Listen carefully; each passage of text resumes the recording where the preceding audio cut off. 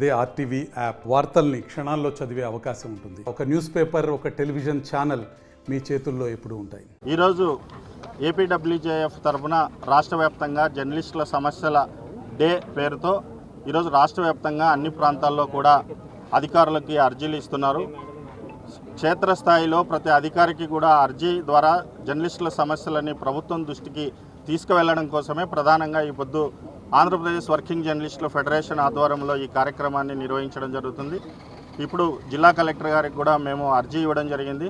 ప్రధానంగా 12 సమస్యల మీద జర్నలిస్టుల సమస్యలను తక్షణమే పరిష్కరించాలని చెప్పేసి మరి ఈరోజు కలెక్టర్ గారికి అర్జీ ఇవ్వడం జరిగింది.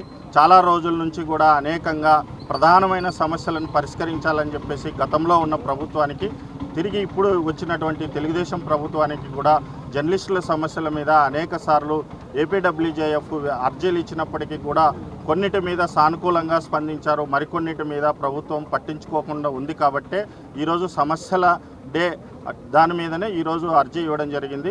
మరి రేపు 6వ తారీఖు కూడా మంత్రివర్గ సమావేశంలో ప్రధానంగా జర్నలిస్టుల సమస్యల మీద చర్చించాలని చెప్పేసి మేము ఏపీడబ్ల్యూజేఎఫ్గా డిమాండ్ చేస్తున్నాం. అక్రిడేషన్ కమిటీ వేసి తర్వాత 3 మంత్రులతో ఒక కమిటీ ఏర్పాటు చేశారు.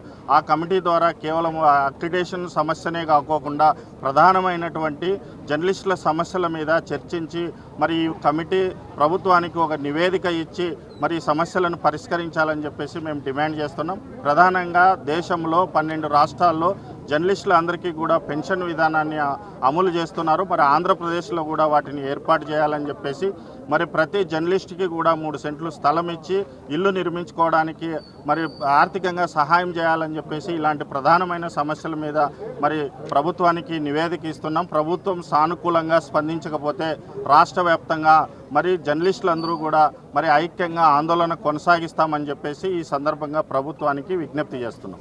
మరిన్ని వీడియోస్ కోసం ఛానల్ ని సబ్స్క్రైబ్ చేయండి. లేటెస్ట్ అప్డేట్స్ కోసం వాట్సాప్ ఛానల్ ని ఫాలో అవ్వండి. ఆ లింక్ డిస్క్రిప్షన్ లో ఉంది.